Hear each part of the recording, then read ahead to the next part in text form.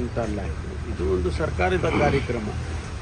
2 ವರ್ಷ ಆಗಿದೆ ಅನ್ನೋದು ಒಂದು ಸಿಂಬಾಲಿಕ್ ಅಷ್ಟೇ. ಅದನ್ನು ನಾವು ಬೇರೆ ಮಾಡ್ತೇವೆ. ಬೇರೆ ನಾವು ಸಾಧನೆಯ ಸಮಾವೇಶ ಅನ್ನೋದೇನಿದೆ ಅಲ್ಲ, ಅದನ್ನು ಬೇರೆ ಇನ್ನೂ ಕಾರ್ಯಕ್ರಮ ಮಾಡ್ತೇವೆ. ಸರ್, ಆಮೇಲೆ ಇವತ್ತಿಂದ ಗ್ರೇಟರ್ ಬೆಂಗಳೂರು ಜಾರಿ ಆಗ್ತಿದೆ ಸರ್. BBMP ಮುಕ್ತಾಯ ಆಗೋದ್ರಿಂದ ಗ್ರೇಟರ್ ಬೆಂಗಳೂರು ಇವತ್ತಿಂದ ಜಾರಿ ಆಗ್ತಿದೆ. ಸ್ವರೂಪ ಬದಲಾಗಿದೆ. ಮೊದಲನೇದಾಗಿ ಇವತ್ತು ನಮ್ಮ ಉಪಮುಖ್ಯಮಂತ್ರಿಗಳು, ನಮ್ಮ ರಾಜ್ಯದ ಉಪಮುಖ್ಯಮಂತ್ರಿಗಳು ಮತ್ತು ಬೆಂಗಳೂರಿನ ಈ ಗ್ರೇಟರ್ ಬ್ಯಾಂಗ್ಳೂರಿನ ಕಾನ್ಸೆಪ್ಟನ್ನು ತಂದಂಥವರು ನಮ್ಮ DK ಶಿವಕುಮಾರ್ ಅವರು. ಅವರಿಗೆ ಮೊದಲನೇದಾಗಿ ನಾನು ಹುಟ್ಟುಹಬ್ಬದ ಶುಭಕಾಮನೆಗಳನ್ನು ಹೇಳ್ತೇನೆ.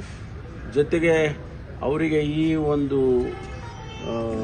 ಈ ಗ್ರೇಟರ್ ಬ್ಯಾಂಗ್ಳೂರು ಕಾನ್ಸೆಪ್ಟನ್ನು ಏನು ತಂದಿದ್ದಾರೆ ಅದು ಯಶಸ್ವಿ ಆಗಲಿ ಅಂತೇಳಿ ಕೂಡ ಹಾರೈಸ್ತೇನೆ. ಇವತ್ತಿನಿಂದ ಪ್ರಾರಂಭ ಆಗುತ್ತೆ.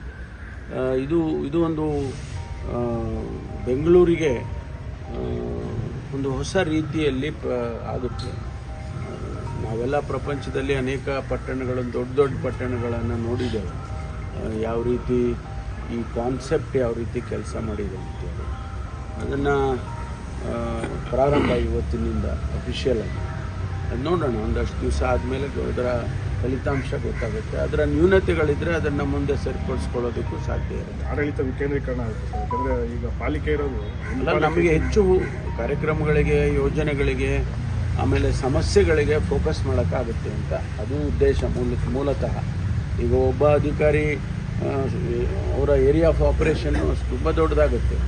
ಇದರಲ್ಲಿ ಎಲ್ಲ ಕಡಿಮೆ ಆಗ್ತಾ ಹೋಗ್ತದೆ. ಆಗ ಫೋಕಸ್ ಮಾಡ್ಬೋದು ಅನ್ನೋ ಕಾರಣಕ್ಕೆ. ಸರ್, ಈಗ ಮೋದಿಯವರು ಗಡಿಗೆ ಹೋಗ್ತಿರೋ ವಿಚಾರ ರಾಜಕೀಯವಾಗಿ ಕ್ರೆಡಿಟ್ ಆಗ್ತಿದೆ ಅನ್ನೋವಂಥದ್ದು ಅದನ್ನೆಲ್ಲ ನಾನು ಕಾಣ್ತೇನೆ.